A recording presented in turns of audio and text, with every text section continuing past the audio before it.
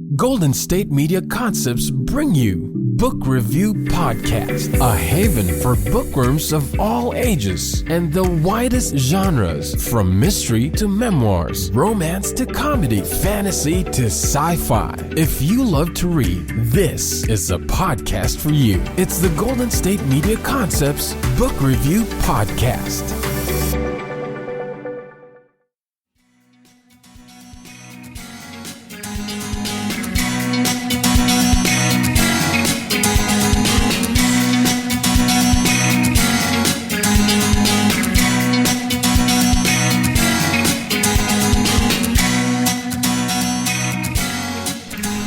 Hello and welcome to the GSMC Book Review Podcast, brought to you by the GSMC Podcast Network. I am your host, Sarah, and I'm happy to be with you for another interview and another episode of the GSMC Book Review Podcast.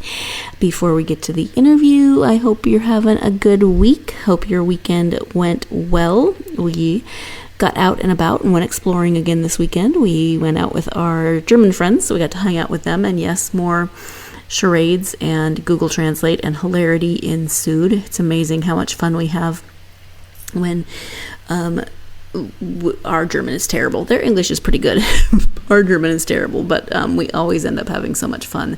This time we went north from where we went. We live more inland from the coast to the Alentejo region of Portugal, and we explored a town called Castro Verde, and then we went to a winery and got a tour of some of the operation, and there was an olive oil tasting with lunch, and had some really good food, and I got to pet goats, and yeah, lots of exciting stuff. It was really fun. I'm glad that we got out and that the weather was good. It was one of those days where 1 minute it's sunny, 1 minute it's cloudy. It didn't rain on us. Everyone else got cold later in the afternoon, except me. I'm rarely cold, but it was very nice to have some cooler weather, at least.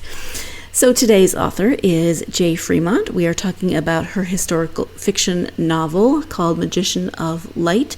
It is set partly in England, partly in Egypt, partly in Paris, and involves one of the main characters is the historical figure of René Lalique, who was a glassmaker and jewelry maker in the late 19th century, which is when the book takes place in the 1870s, before his career really takes off. So let me go ahead and give you the description of the book.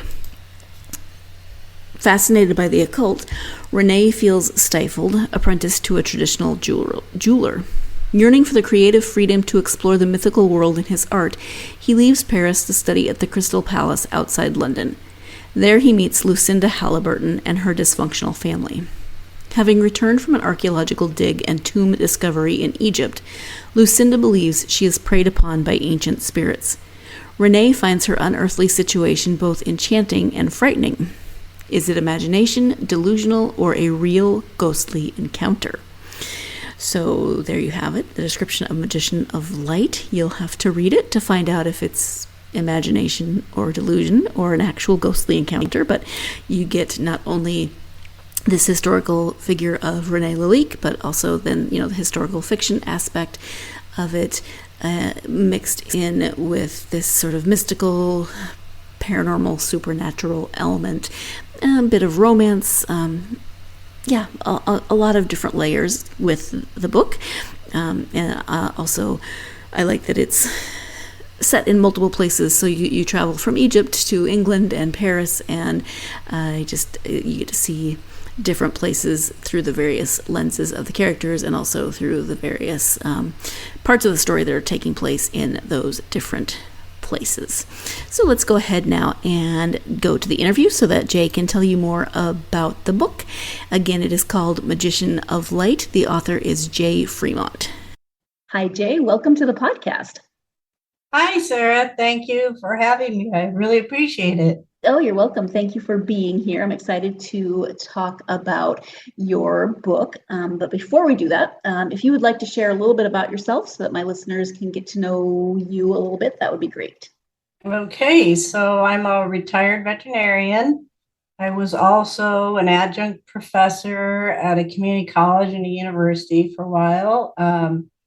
I'm the mother of two boys, but they're adults now, adult men. It makes you feel old when you say that. Um, and I am married to a wonderful man. We've been married 30 years. And I always have to qualify this because people always ask me, well, you're a veterinarian. Do you have a lot of pets? And I can say that I had a myriad of pets over my lifetime, but right now we're petless. And I kind of like it because I'm kidless and petless, and it gives you a little more freedom to roam the world, if you will. Well, exactly. Yeah, you don't have to worry about anything being left at home and having to figure out how to take care of that creature. Exactly. Were you a large animal or a small animal vet? No, I was a small animal. I had to go through the large animal at school, and while it was interesting, I preferred small animal. I would say that I focused a lot on surgery. I mean, I did internal medicine. You have to do everything, dentistry, everything is a vet. But I have to say that my first was surgery. So I did a lot of that. Okay. Well, thank you for that. I mean, that's very important. And we love our pets and they need to be taken care of too. So, all right. Well, the book is called Magician of Light. Can you give an overview of the story? Yeah, okay. So it's basically a gothic romance about the famous glassmaker Rene Lalique.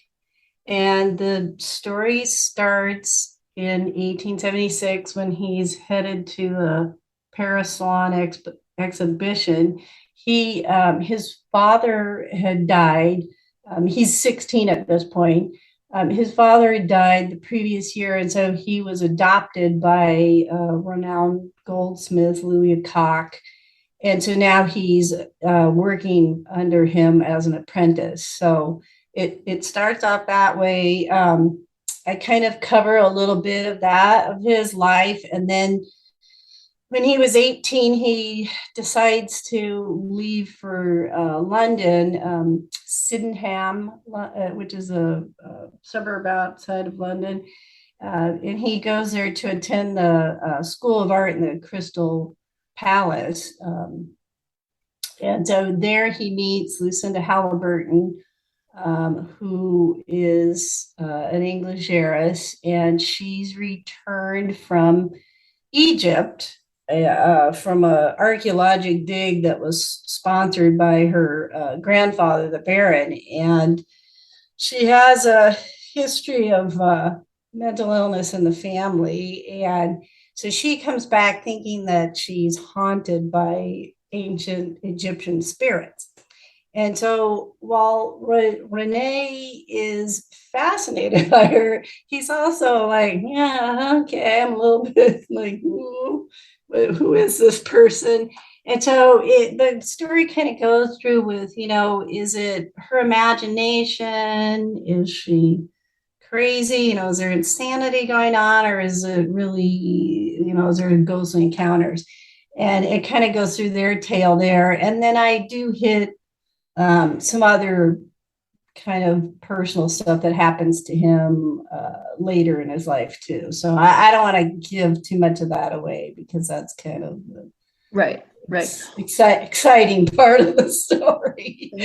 Why did you choose Rene Lalique as a main character? What about him? Because he is a historical figure. So what about him made you want to write a fictionalized account of his? So I was actually working on another novel about ancient Egypt, and I had a dream about this guy that he was sitting behind a counter and he was talking to me. And let me preface this: I remember my dreams a lot. I mean, I keep dream journals, so my husband knows better than to say, "Did you have any weird dreams last night?" Because I say, "What time do you have to get up and go, honey?" So I remember my dreams a lot. So I met this guy and I'm like, okay, that's weird.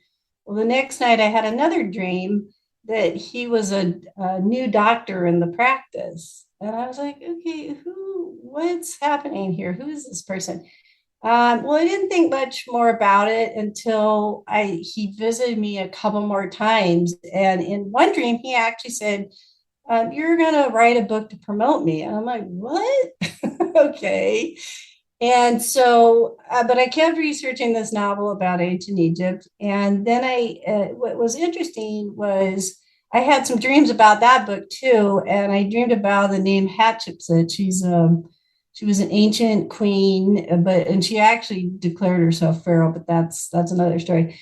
But so I started, that's where I was taking the ancient Egyptian. And then I found out that the Thutmose III really elevated glassmaking in Egypt during the dynasty, his rule.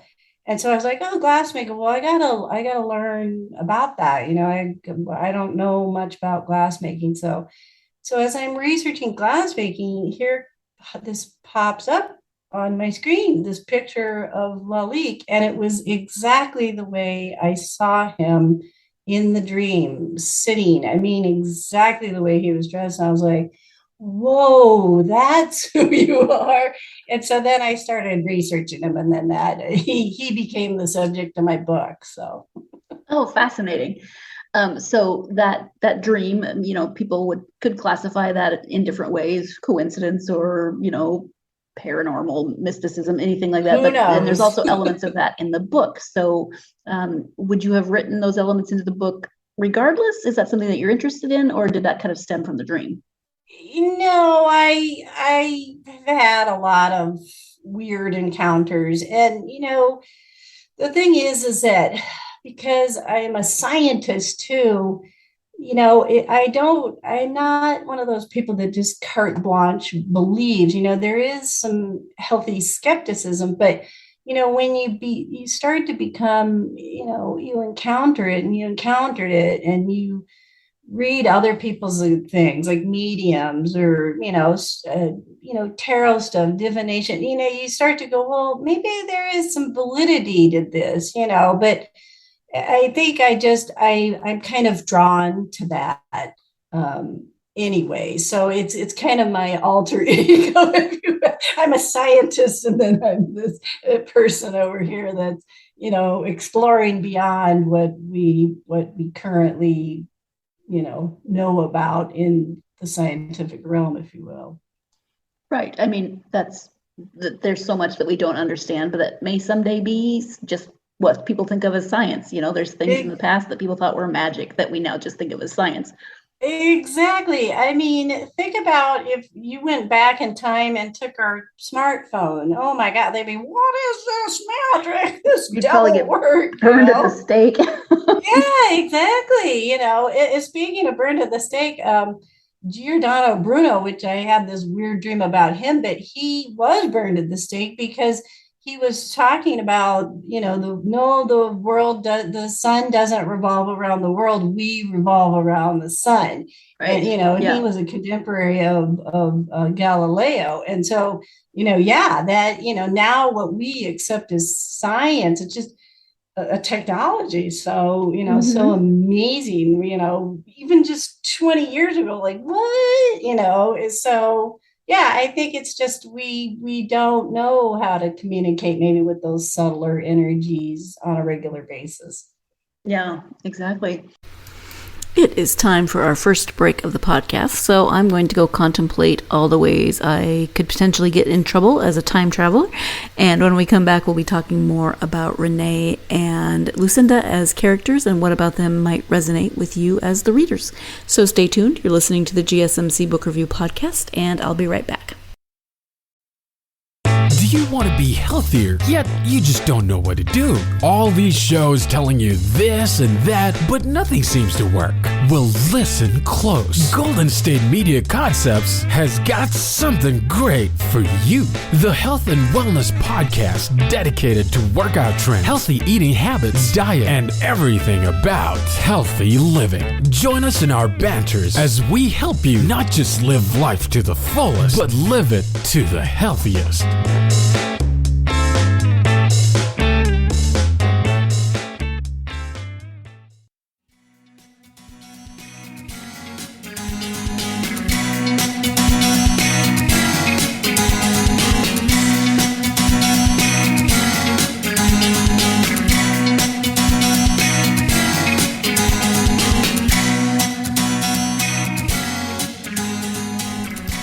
Welcome back to the GSMC Book Review Podcast. I am speaking today with author J. Fremont about her historical fiction novel, Magician of Light. Let's return to the interview. How about Renee and Lucinda as characters? Lucinda definitely has her issues. Is she crazy? Is she being gaslit? You know, it's a question. But what about both of them do you think might resonate with readers? Well, I think with Lucinda for sure, I kind of started with her character development on starting with the premises of, you know, what is normal, what is reality. I mean, clearly everybody's perception of reality is, you know, different based on who you are, where you live, your cultural biases. You know, so, you know, starting from there. What do we know about her? She was in the Victorian age. She was upper class. She was English. So you have to say, you know, who were these people? And you know, it's funny because so think of those people. The women were socially isolated. They didn't have a career. They didn't have a lot of creative outlets. They wore bulky clothes. There was severe inequality of the sexism, you know, there was acceptable behavior. And I think that, you know, even modern women can still relate to that. You know, I mean, we've obviously come way, way, way, you know, way far, but there's still some of the residual, you know, expectations, societal expectations. You know, like who are you? How do you fit into society? You know, and I think everybody has periods of doubt and questioning, and you know, I'm misunderstood. Nobody believes me. You know, nobody's listening to me. You know, so I think that's how they would relate to her. Um, with Lalique, uh, I think with his character, obviously there's pros and cons about writing with a real life person. And one of the biggest cons is sticking to that reality of written history, you know. So I think what I tried to do with him, I mean, there's tons of books written about his work, but not really anything about him personally. And so obviously to work in this fictional character had to choose a period in his life when he wasn't famous, you know, where there wasn't as much documented about him. And frankly, to be honest, there wasn't a lot of stuff documented about his personal life. You know, it's all about his work.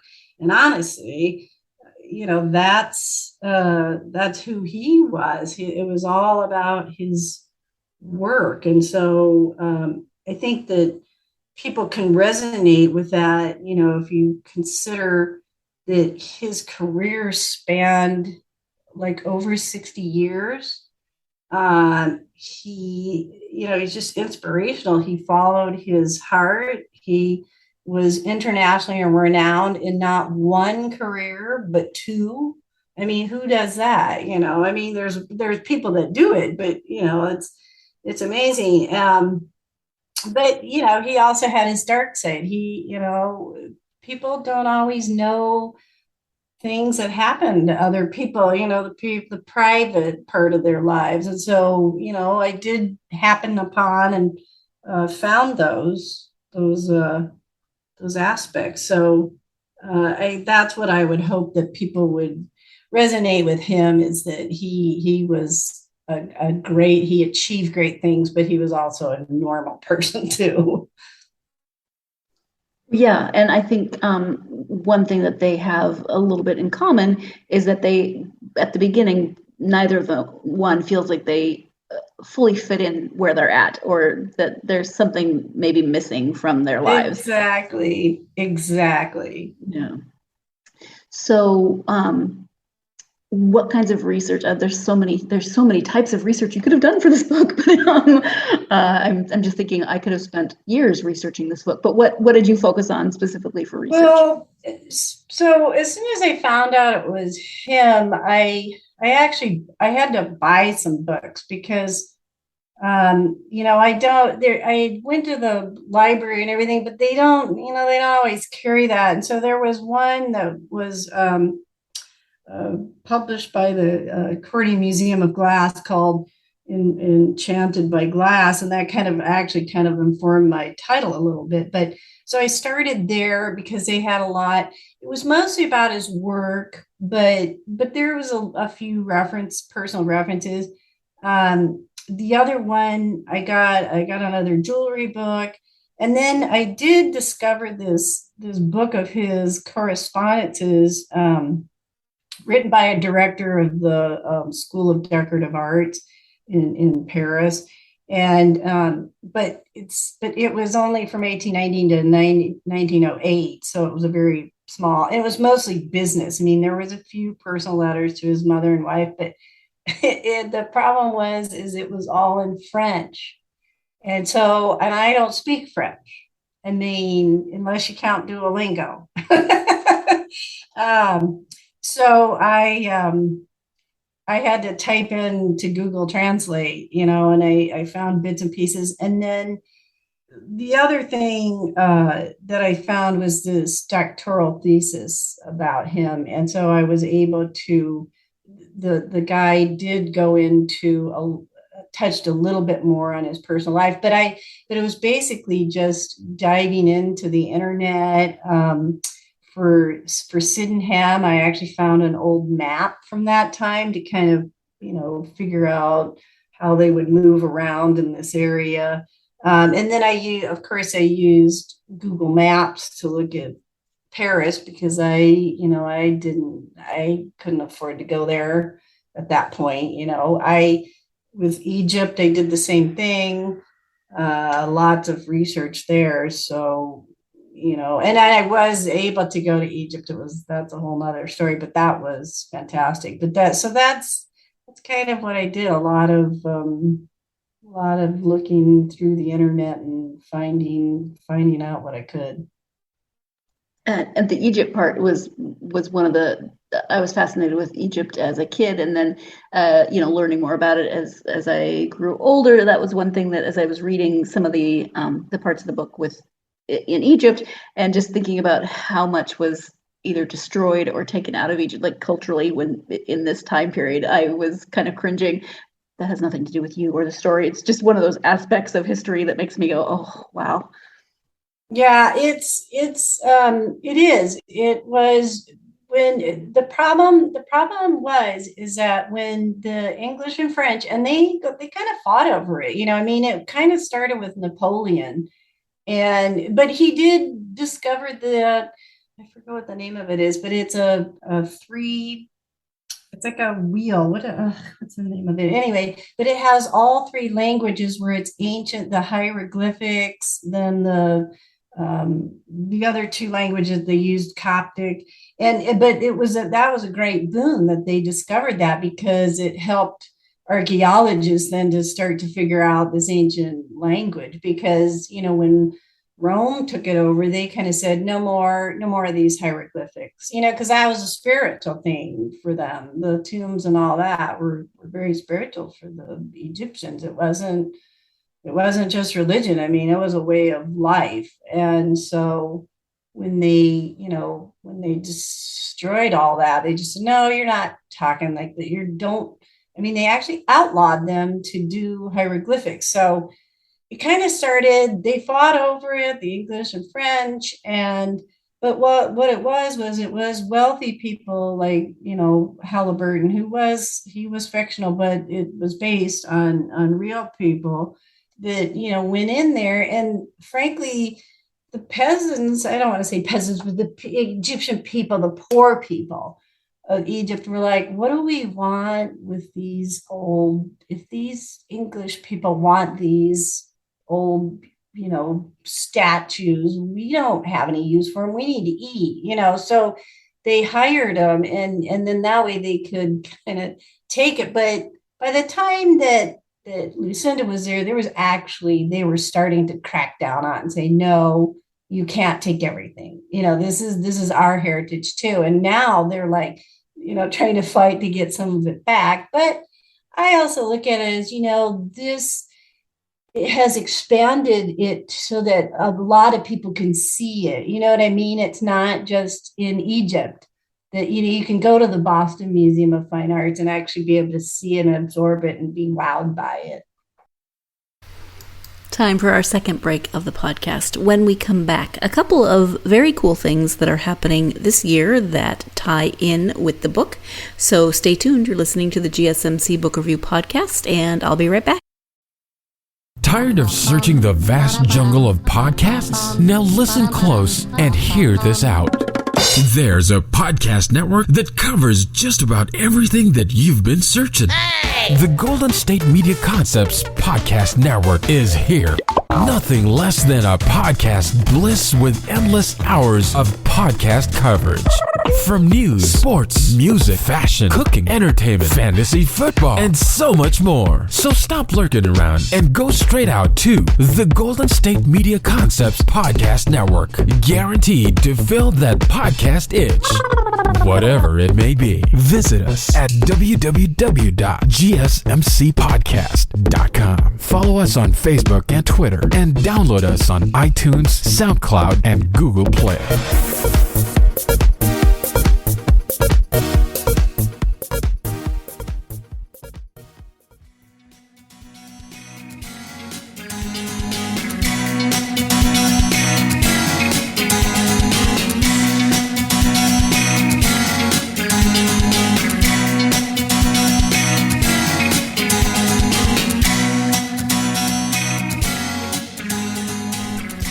Welcome to SMC Book Review Podcast and my interview with author J. Fremont. We are talking about Magician of Light, her historical fiction novel. Let's return to that interview. And before we started recording, you had mentioned in an email that this year, the United Nations declared this as the International Year of Glass. Back up. You mentioned that this is the 100th anniversary of discovery of King Tut's tomb, which is actually very cool. Did you know that? Did you know that when you knew the book was going to be published, or was that a coincidence?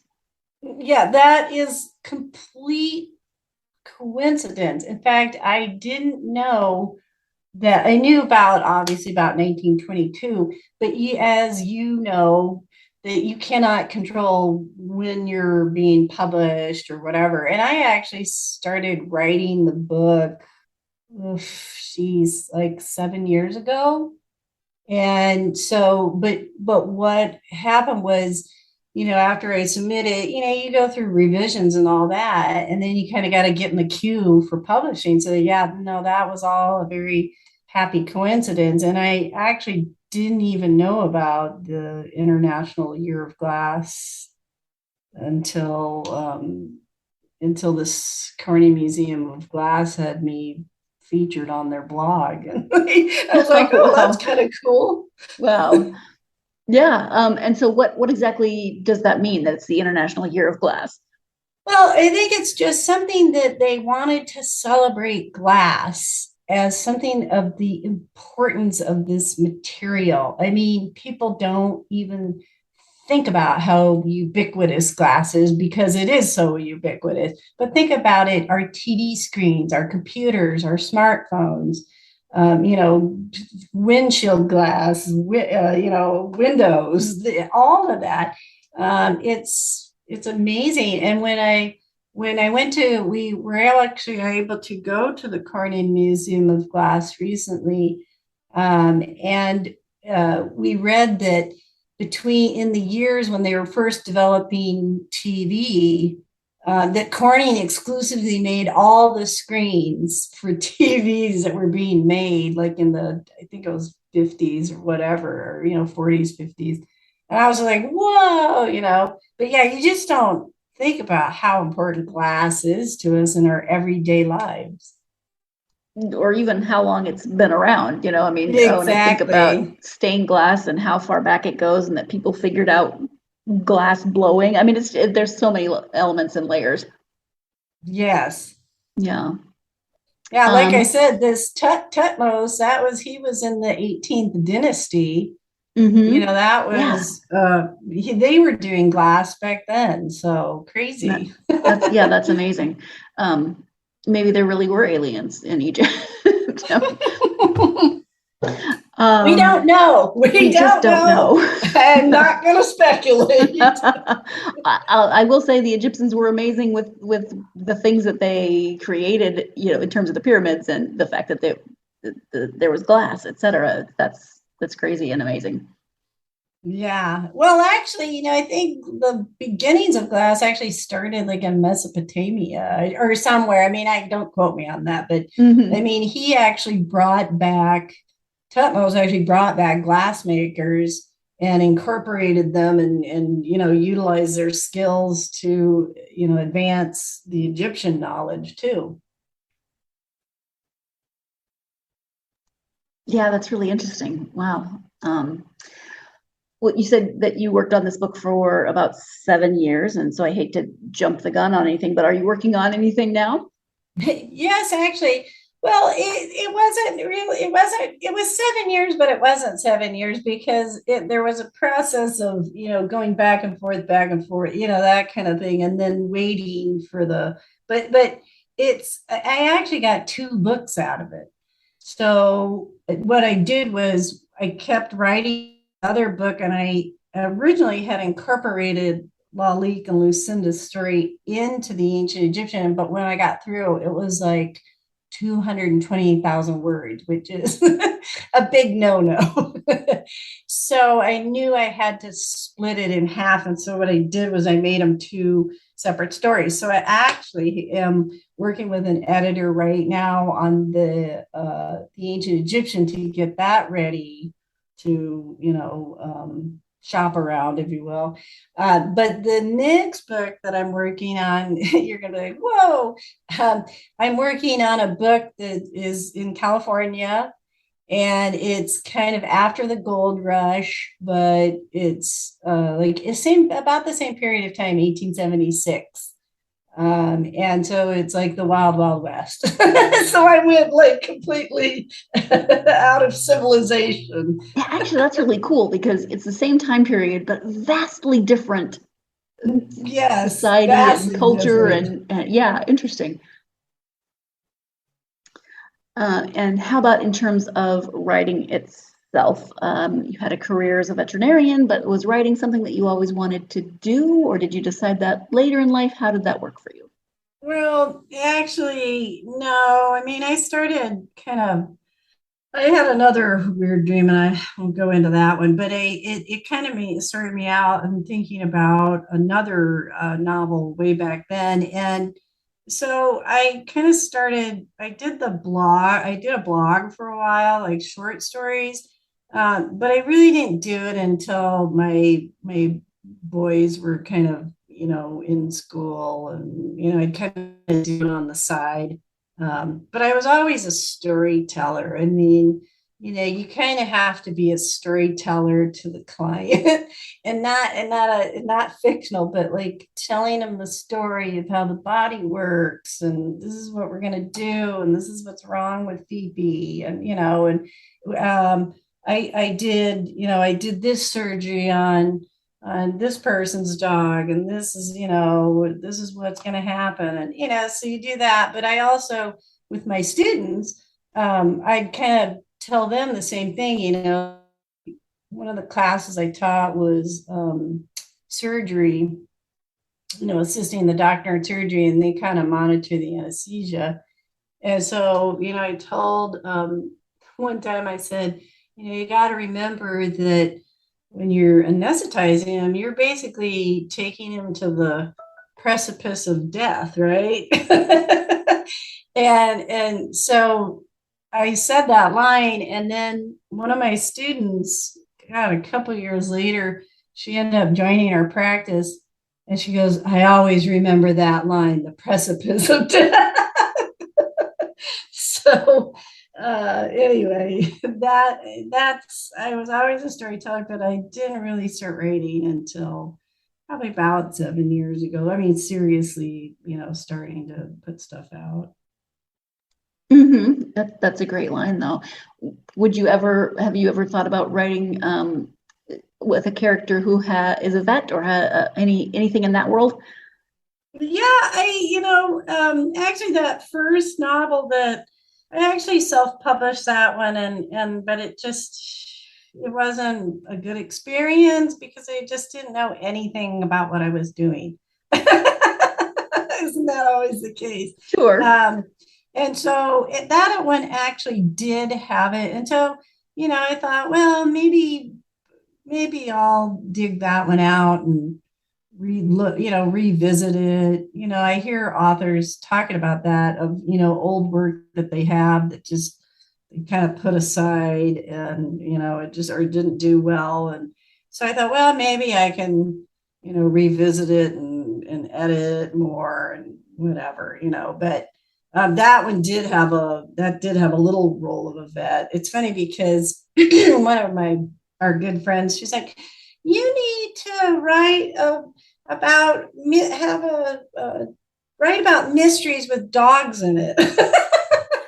She's a cozy mystery fan. Exactly. And I'm like, okay, I like the supernatural. Right. Yeah, you have to write what interests you. Otherwise, it's not going to be fun for anyone. Right. But the thing is that if you read my writing, I always have animal characters in there because they are little characters, so I always have them in there and they play a part in the story too.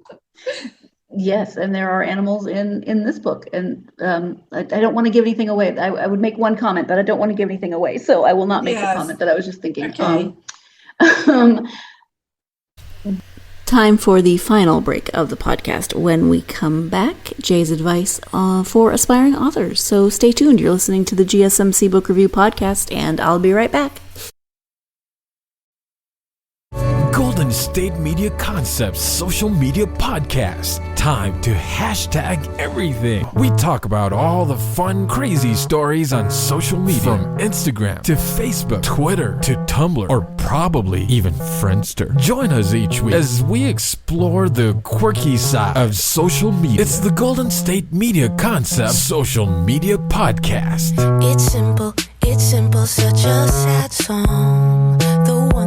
The one that we rely on to get us.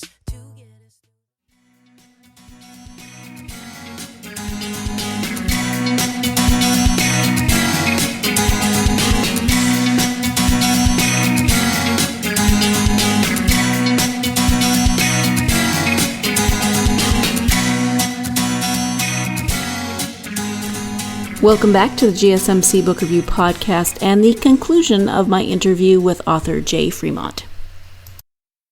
You said you tried self-publishing. You didn't know what you were doing. It wasn't a great experience. So, but now you're traditionally published. So you've done both. Out of that experience, do you have advice maybe for aspiring authors? Well, I guess I came across this line recently. And it says, "Be yourself. Everybody else is taken." I love that line. I just think that you have to find out what works for you. You got to find out, what do you want to write about? Do you want to be self-published? Do you want to do hybrid publishing? Do you want to do traditional, independent? I mean, it's, if you go traditional, you've got to get an agent, so do you want to do that? There's a lot of pros and cons to publishing, and until you get yourself out there and really immerse yourself, you're not going to know, but the first thing you got to do is write the story. I mean, if you don't have a story, nobody's helping you with that. That let's be frankly honest about that, because you've got to have a good basis. You've got to have a good story that's marketable. To be honest with you, that's what it is. It's a business just like everything else. I mean, people don't realize that vet medicine is a business, and like it or not, that's how the life works. It's about business, right?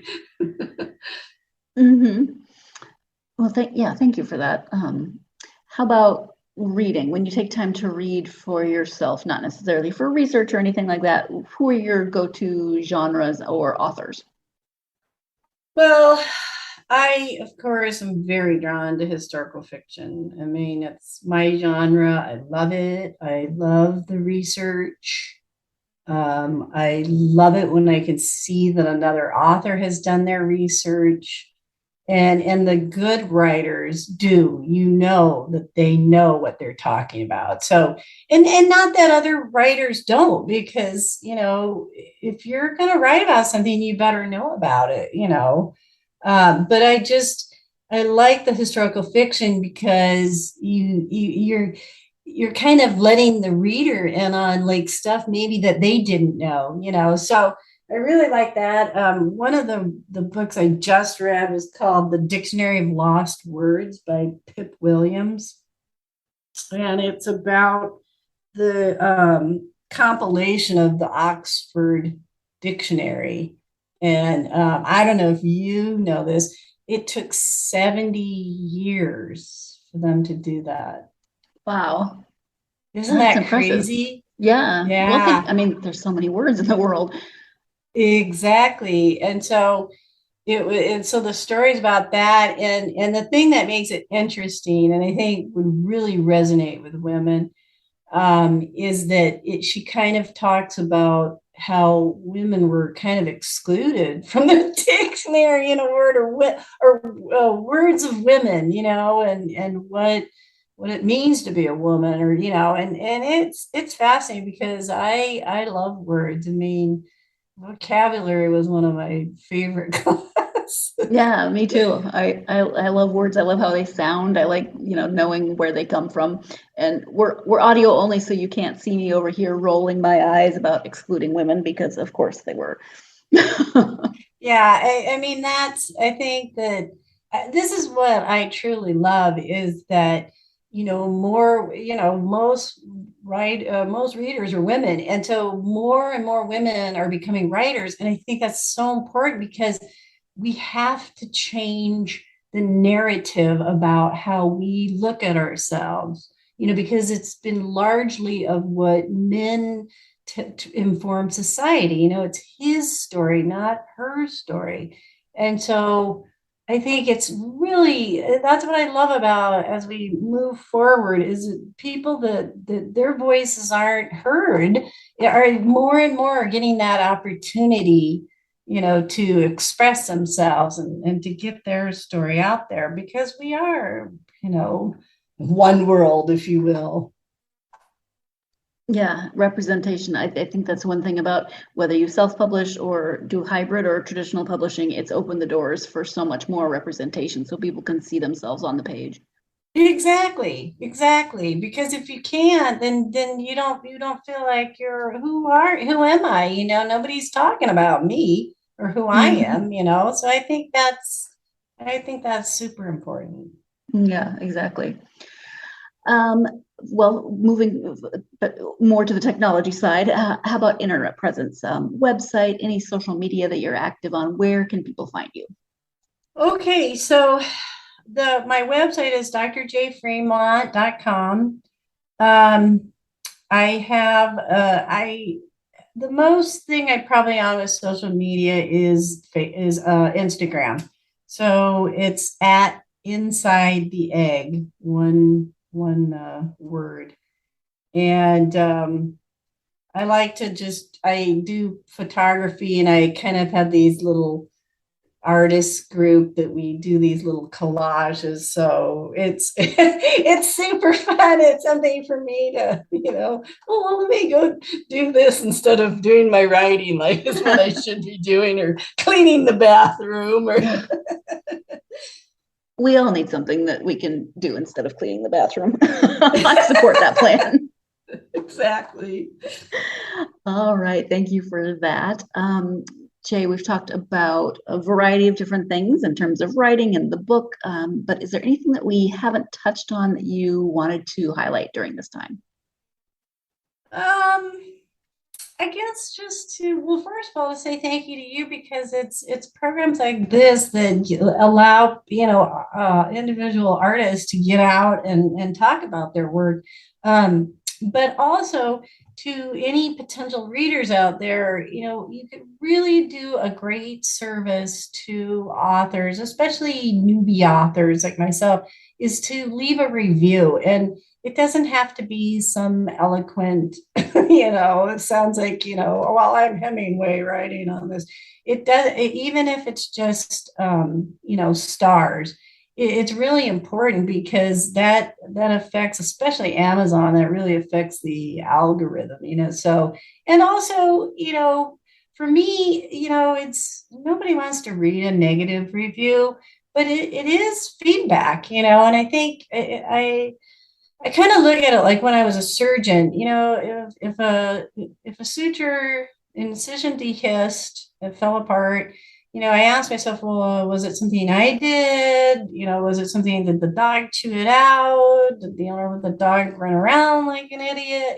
So it's the same thing with writing. It's a process, and I don't want to read negative, but it's if there's something that people don't like, it does help you to say, okay, that didn't work. Let's try something new. So, but it does, and especially if you love it, those are the best times, oh yeah, absolutely. Right? But everything helps the algorithm. Yes, exactly. Yeah, and I think as long as it's constructive, even the negative reviews can be helpful. I mean, if they're just, I hated this, and no reason behind it, then that's not helpful. But if it's constructive, that can be helpful going forward. Right, exactly. I mean, nobody wants trolls. I think there's trolls that are out there, and these people just exist to be grumpy, and you're like, why? I don't understand, Mm-hmm. But if it is, and clearly I think that's another thing, is that as a writer, you have to kind of figure out who your audience is, and market to them, because gosh, did you know there's like 4 million books or something? I don't know if it's every year, but it's some incredible amount of books there's so much choice, Yeah, it's like streaming. It's like streaming now, you can, like, it's a million programs. Yes. And, how do you sift through it all, Mm-hmm. Which is exciting, but it also means that we're never, ever, ever going to finish our to be read lists. Ever. Exactly. Never, ever. And, so you got to kind of figure out, and that's what's nice about building a base of people who resonate with your work, I mean, I think that's everybody's dream, is just, it's just finding those people that go, yeah, they really got my book, that's that, I talk to the authors all the time. Yeah, they really got my book, or, oh, they didn't get my book at all. Right, right. Yeah. But there's always going to be an audience out there, somebody that will resonate. So that's exciting. Right. Exactly. Well, thank you so much for taking the time. I really appreciate you talking to me about Magician of Light, and everything else. Thank you so much. I thank you so much. I really appreciate being here. It was a great pleasure.